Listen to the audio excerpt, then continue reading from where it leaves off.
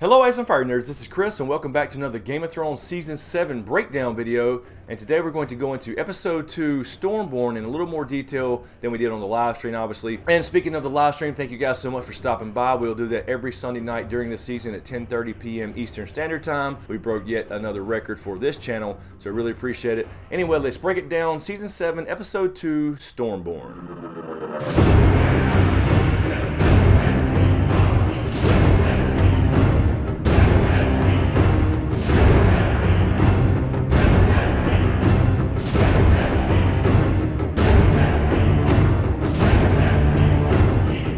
Alright, so we opened up with a scene at Dragonstone with Dany and company as far as the council there with Varys, Tyrion, etc. And we opened up during a big-ass storm, and of course this plays into Dany's backstory. They actually talked about it on the show. Daenerys Stormborn, hence one of her nicknames, was actually born during one of the worst storms in Westerosi history. And this is when she was carried off to Essos to hide from King Robert and his minions when he took over the crown during Robert's Rebellion. But what I really loved about this scene here was the conversation between Dany and Varys. Dany started questioning Varys' loyalties because he had chosen essentially another king in Viserys over Robert when he didn't think Robert was doing a good enough job. So Dany's basically saying, whenever you decide that the king or queen is not doing well, you'll just conspire to pick another one like you did my brother. What do you think he would have been like over here? You supported him first, etc. But I gotta say, I love how Varys stood up to Dany and avoided her intimidation, because he actually said, look, I'm not here for blind loyalty. You'll have to prove yourself to me. I support the realm because I come from nothing. I can relate to the people you're trying to rule over. So when she asked him like who ordered the assassination attempt on my life, and then questioned him about selling her off to the Dothraki as a slave, he basically said, I had to do what I had to do to survive. But at the same time, I wish he would have said I also stopped that as well, because he did send Jorah the note, and Jorah already knew there was going to be an attempt in some way. And when he saw the wine merchant, of course, back in season 1, he did stop Dany from dying. And of course, that was due to Varys himself actually saving Dany's life. And I really loved how they ended the conversation as well, when Dany actually snapped back and said, you know what, Varys, if you think I'm not doing a good job, promise me you'll look me in the eye and tell me, instead of conspiring behind my back to get another ruler to replace me. So I thought that was a pretty cool wrap up to that conversation, and I'm glad we finally got that damn dialogue. And then we see Dany go to meet with Melisandre. So Melisandre has now shown up to Dragonstone, and I really love how they explained here the prince that was promised prophecy, and how the word prince in High Valyrian is actually gender neutral, so it could actually mean the princess that was promised. So they basically openly said that now. This is a big thing from the books as well. And as a matter of fact, in the books, Maester Aemon tells this to Sam at the wall, and he is convinced that it is Dany, not only because that word is gender neutral and can mean prince or princess, but of course due to her dragon. So Maester Aemon has already called Dany the prince that was promised in the books. But I really liked how Mel here started questioning herself just a little bit. She said prophecy is a dangerous thing after Varys brought up the fact that she did support Stannis. But then Dany turns around and said, it's a conspicuous day you showed up on Dragonstone, because we're here pardoning people who supported other people as well. So I thought that fit in very, very well. So Mel didn't go off on a tangent like she knew exactly what was going to happen this time. She is doubting herself a little bit, but she did say, I believe you have a role to play, as does another. And that led to the conversation about the King in the North, Jon Snow. And Dany actually said his name for the first time and said, okay, invite Jon Snow to Dragonstone to meet his queen and bend the damn knee. And Tyrion started to vouch for Jon already. So I definitely think we'll see that next episode. Jon will come to Dragonstone, and Dany and Jon Snow will meet for the first damn time. And this is going to be damn exciting, and it's going to be an interesting conversation. He's going to be like, look, you need to help me with this whole White Walker thing. I need dragon glass from your fucking island. I need your fucking dragons and dragon fire. And she's going to be like, no, I was born to rule the 7 kingdoms and I will. But then she's going to have to start thinking about what Stannis thought about if she wants to rule the kingdoms, she needs to save the kingdoms first. And then immediately after this scene, we head over to Winterfell, and Jon has already received the raven from Tyrion inviting him to Dragonstone to meet Dany. So you can see how much time is passing within these episodes. And during this short scene with Jon and Davos after he receives Tyrion's raven, Davos reminds Jon, wait a minute, you told me whites are killed by fire, and what do dragons spit? Dragon fire. So I think ultimately Jon had made that decision pretty quickly. Also being due to Tyrion, he knew it was him, because he did sign the end of the note, all dwarves are bastards in their father's eyes, which of course was dialogue between him and Jon alone, so nobody else would know to say that to him, and Jon tells that to Sansa, and then Sansa basically vouches for Tyrion as well, saying he was always very kind to me, he's not like the other Lannisters. And then we cut to King's Landing, and Cersei is talking to the lords of the realm here, specifically Randall Tarly, and tries to talk them into supporting her and destroying Dany. What's ironic here is Cersei is trying to convince everyone she is going to be the Mad Queen, just like her father Aerys II, the Mad Mad King. All the while, Cersei is the very damn thing that she's trying to warn all these other lords against. So Randyll Tarly, who is a bannerman of House Tyrell, now has a tough decision to make, and he was a Targaryen supporter as well. But Cersei's trying to play the game here to convince everyone that Dany's going to be mad and crazy just like her father. All the while, she's just like her father, but she's actually even worse and is the actual Mad Queen herself. Also, with the talk between Jaime and Randyll after the fact, it seems to be well known now in King's Landing that Cersei was the one who blew up the Sept of Baelor, because Randyll Tarly told Jaime, and I understand what she does to people who defy her, so that does insinuate that everybody does know that Cersei actually blew up the Sept, whereas I had thought before that she would probably blame that on somebody else like Dany herself, or perhaps the Tyrells, to give them the green light to go raid Highgarden. But that was basically done in episode 1 when Jaime said they have all the food, they have all the money, we need strong allies, we're going to have to go take their shit to win this damn war. But what's interesting here as well is at the very end of this scene when Jaime offers him to be Warden of the South after this whole war is done, if he would agree to side with Cersei, it cuts right over to Sam. And also during this scene when Randyll had brought up the fact that she had 3 full-grown dragons, we see Qyburn say they're working on a solution, and later on in a different scene, Qyburn shows Cersei this dragon spear catapult thingy weapon and showed them actually testing that out on the skull of Balerion the Black Dread down below the Red Keep. Would they actually put that in there and not use it, or not at least be successful with it? So we keep seeing all these shots during these promos of dragons flying around Dragonstone, all 3, but this could very well mean that we're going to lose a dragon this season. I hope not. I hope they fucking miss, or there's no opportunity to use it. But the point being here is they at least have some kind of attempt to even the odds and get rid of some dragons, at least one. And this could be a parallel as well, because of course during Aegon's conquest, Visenya Targaryen flew down to Dorne, and her dragon was killed by a bolt through the eye. And then we cut over to the Citadel with Sam and Archmaester Ebrose in the cell with Jorah, and he is basically telling Jorah, you don't have long to live, you got about 6 months before you go fucking crazy, you'll live about 10 more years, but you won't be sane. I'll let you stay here one more night because you are an anointed knight. And he looks over at his sword and says, what you do at that time is up to you, as in, you need to go ahead and fucking kill yourself, man. Otherwise, you're going to Old Valyria to spend your damn life with the Stone Men. But of course, later on, we do see a scene with Sam and Archmaester Ebrose as well, where he's talking about the cure for grayscale. And Ebrose reminds him that the guy who cured grayscale also died of grayscale, but it shows that it was possible. And Sam, of course, finding out Jorah's name in the previous scene, actually goes back and sneaks and tries to perform the procedure on Jorah.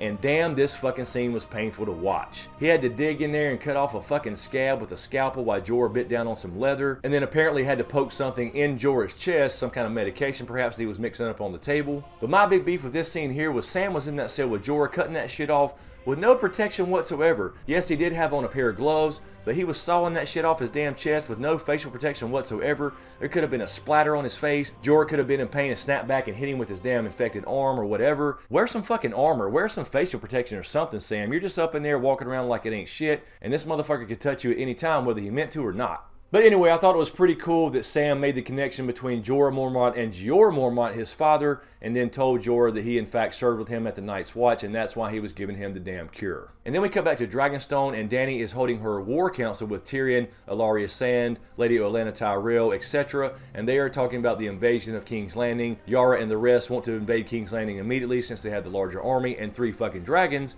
But then Tyrion lays out the actual plan, saying, you have to think about politics too. She doesn't want to be Queen of the Ashes, and laid out the plan for them to actually use Westerosi armies to block King's Landing in a blockade, and at the same time the Unsullied would go around the whole entire continent and take Casterly Rock. And then they all thought, yeah, that's a pretty fucking good idea, let's do that, because they didn't want to be seen as a foreign invader. Very similar to Aegon I. He came over to Westeros and made himself look like one of them. He created a house sigil. He sent everyone ravens and said, look, I'm here, I'm one of you. You have the opportunity to bend the knee. Otherwise, I do have 3 fucking dragons, so we can do this the easy way, or we can do this the fucking hard way. And then I love the little conversation between Dany and Olenna Tyrell, the Queen of Thorns. She always has her little one-liners, and I love the part where she said, what are you going to do? Ask nicely. So you always got to expect those from her, but then she sits down with Dany after the meeting and kind of says, you know what, Tyrion is a clever man. I've known a lot of clever men in my life, but I've outlived them all, and you know how I did that? I ignored them. So what I think this is going to be is basically a little bit of a balancing act here between Dany listening to Tyrion on one side saying, look, you don't have to burn everything, you can do this a way where a lot of people don't have to die, and of course Lady Olenna and the rest saying, look, they need to fear you if you're going to rule them. So I think this is going to be a little balancing act between a little devil and a little angel on Dany's shoulders as far as who she listens to. Sure, you're going to see a little bit of the Mad Queen, burn them all type thing, as well as some political moves listening to Tyrion. So I believe this whole dynamic's basically there to show that Dany is going to kind of be a balancing act here, kind of listening to Tyrion, listening to Lady Olenna and the rest of them as far as being a dragon, and also making the proper political moves in order to save the most people possible while she takes over the Seven Kingdoms, although she may never take care of the damn Seven Kingdoms. And then we have the awkward scene between Grey Worm and Melisandre, and Grey Worm loses his virginity. So I know a lot of people didn't think this scene was necessary, they thought it was just for nudity only, but the point being here is I think it was done well because it was kind of emotional, and I think it's emotional like that because it's going to set up a tragedy. Unfortunately, I don't think Grey Worm's going to come back from this mission to Casterly Rock, although I could be completely wrong, but I'm just guessing they set this up to be a tragedy down the road. But they wanted to show that true love there before something happens between Melisandre and Grey Worm, and after they started getting all naked and shit, she actually wanted to see all of Grey Worm, and that really shows that deep connection and care, I suppose. He didn't want her to see him, and as expected, Grey Worm did go down south just like Jon Snow and Southern Boys. And then we cut back over to the Citadel with Sam and Archmaester Ebrose, and I just talked about that scene really anyway as far as the curing of Jorah, but really quickly I wanted to mention this. A lot of people have pointed this out to me on social media already. The scene where Ebrose is going to write a book about all those who have died after Robert's rebellion. Sam didn't really like the title, and he said it could be something a little bit more poetic. So a lot of people believe, and I'm starting to kind of lean that way myself, that this means Sam will eventually write all this down and become a story, and they may just name it a Game of Thrones or a Song of Ice and Fire, something a bit more poetic. And then of course we cut over to the end of the crossroads, and Arya is there eating, and she meets fucking Hot Pie. So a lot of us guessed this correctly, that Hot Pie would come back and she would cross paths with him again. Hot Pie came up and met Arya once again after all these damn years. Hot Pie's still doing good, he's damn sure been eating good, and of course he was talking about the secret to making a good pie, and Arya had that little line, said, well, I didn't do that, and he was like, you been making pies? And she said, yeah, a couple. And of course that was referring to last season's Frey Pie, but the point being here is that Hot Pie was the one to actually inform Arya that Jon is alive and well back at Winterfell, the Boltons are dead, and he is king in the north. So this actually made her decision for her final. She decided to stop heading towards King's Landing to go kill Cersei. She got on her horse and turned around, and now she's headed up north to go back fucking home to Winterfell. And as she decides to turn her horse around, it cuts over to a scene of Jon actually looking at a map of the north, absolutely verifying that Arya is now heading in that direction. And then Jon has another meeting with the lords over at Winterfell after he receives both ravens from Tyrion at Dragonstone as well as Sam from the Citadel, and they both seem to line up so well, so this is what makes Jon realize he has to go to Dragonstone both for Dragon Glass that Sam has informed him about, and to meet Dany after Tyrion informed him that she was there with her army and dragons to try to make an alliance with her and defeat the damn White Walkers. So you had all the other lords of the north there as well again, and Sansa, who disagreed and wanted Jon to stay in the north. And I did think it was pretty neat that Sansa brought up the past, a little bit of historical stuff. The last couple of times Starks rode south, they did lose their fucking heads, and this included Brandon Stark and Rickard Stark, their grandfather, which Sansa brought up, and that was what started Robert's rebellion. That was absolutely the last straw for Robert and the Arryns and the Starks, etc., to rebel against the Mad King, because Rickard and Brandon Stark go to Mad King Aerys and demand the release of Lyanna, and the Mad King, of course, burned him alive and made Brandon watch and kill himself with some type of choker device because he chose fire as his champion. But ultimately, Jon decides he has to go and says only a king can negotiate with a queen, and leaves Sansa in charge of Winterfell, so she is technically going to be queen in the north, Lady of Winterfell, whatever you want to call it, while he's gone. So Sansa, you got what you wanted. You have the power now in the north. Let's see what you do with it. I'm on your side, Sansa. I really am. I'm on your side. I want you to make good decisions and take out the motherfucker that's trying to undermine you and Jon. So I'm hoping that she's already ahead of Littlefinger in this game and already actually setting him up, letting him feel like he's still manipulating her when all the while she's manipulating him. And then we head down to the crypts right before Jon is going to head off to Dragonstone with Davos and some Stark men, and he's saying goodbye to Ned, and we see Ned's statue, and Littlefinger shows up down there and basically reminds us that he's the one that delivered Ned's bones himself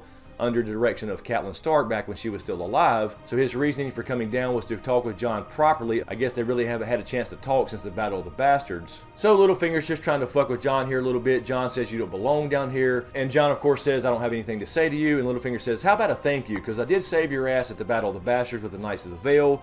Jon turns around, and then Littlefinger fucked up and professes his love for Sansa, although it's probably bullshit, and Jon chokeslammed that ass up against the wall, and I damn sure thought Littlefinger was going to do a little callback to that line from season 1 when Ned chokeslammed him up against the damn wall of the brothel. I damn sure thought he was going to say Starks, quick tempers, slow minds. And then Jon heads out from Winterfell and heads south to see Dany. One thing missing here that really pissed me off that should have been in this episode, this is what I didn't like about this episode, was where the fuck was Ghost? I mean, we didn't see Jon say goodbye to Ghost. He should have at least said goodbye and said, look, take care of Sansa while I'm gone. Ghost should have been running around somewhere. I guess he's off hunting or whatever, but I don't understand why they didn't have any scenes in the first 2 episodes with Ghost and Jon at Winterfell. He should be there. He should be roaming around. We know he's not locked up in the kennels. He doesn't do that. He does go off hunting on his own. But damn, show fucking Ghost for Christ's sake. He should have said goodbye to Ghost. He may never see him again. But speaking of dire wolves, in the next scene we do see Arya heading up north. She made a little camp here. But then her horse starts to get disturbed a little bit.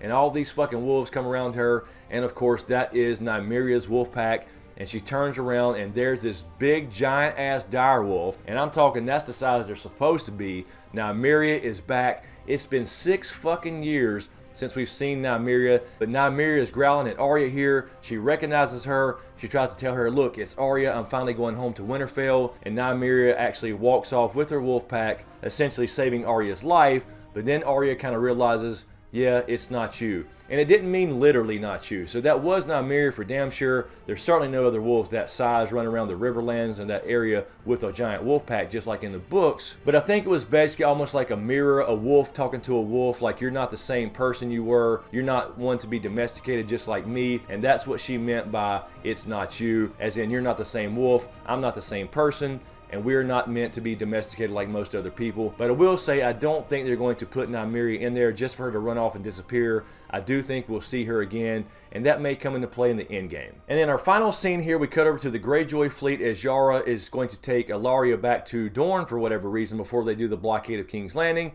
And of course, Euron fucking Greyjoy, who I actually like this season, he is definitely closer to the psychopath in the books that we all love to hate, actually attacks them, a surprise attack at night, and rams their fucking ship as Ellaria and Yara were about to start a foreign invasion, and then comes flying down on the ship on this badass plank, and then goes the hell off and destroys this whole fucking fleet. Euron was pretty damn badass in this episode. He was smiling the whole damn time while he was killing people. And then of course he actually kills 2 of the Sand Snakes, Obara and Nymeria, but Tyene and Ellaria are taken captive, as well as Yara apparently, because as Euron was fighting Yara, he calls over to Theon, and Theon had been doing fairly well fighting apparently, but turns around and he's got Yara held with a knife to her throat, and then he decides, you know what? I'm just going to have a fucking Reek moment and jump over the side of the ship. Now, I will say I was yelling at the damn TV, don't go back to Reek, don't go back to fucking Reek, Theon, do what you got to do. But when you think about it, it makes complete sense. If he would have stepped towards her and went over there to try to fight Euron, you know Euron would have just slit Yara's throat. But you did see the little tear run down Yara's face, as in, Theon didn't try to save me. But I think he actually made the right decision here, although he may pay for it later. I think in the context of the scene, he did make the right decision to actually save her life, because he would have just cut her throat and then killed him as well. So I think he made the right decision, although right there in the moment, he was looking around at people getting their tongues cut out and did have a Reek moment for sure and jumped overboard. And that was the final scene. We see him floating on some timber there as the Silence, being Euron's ship, pulls off out of the scene and probably heads to King's Landing to hand over Cersei's gifts. But I do think that sets up a bigger payoff for Theon later down the road. So anyway, guys, that was Season 7, Episode 2, Stormborn. I thought it was a really good episode. I thought the pacing was really good. And I thought the underlying theme here was kind of like symmetry. You know, you had the symmetry between the 2 queens as far as Dany and Cersei. And of course, the title of the episode, Stormborn, obviously refers to Dany and her past, how she was actually born.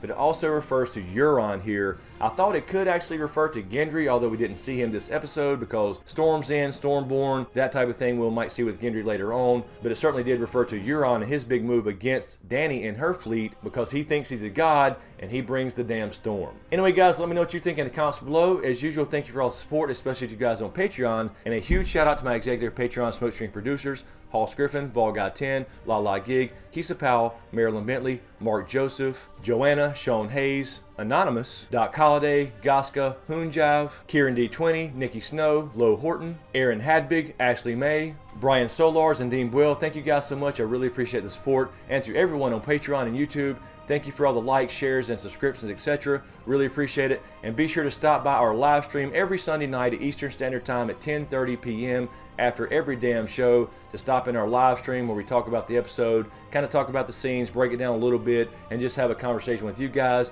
and answer as many questions as possible too. Be sure to subscribe to get everything, and be sure to click that damn notification bell so you're notified when I drop a new damn video. Thanks for watching, you guys, and we'll see you next time.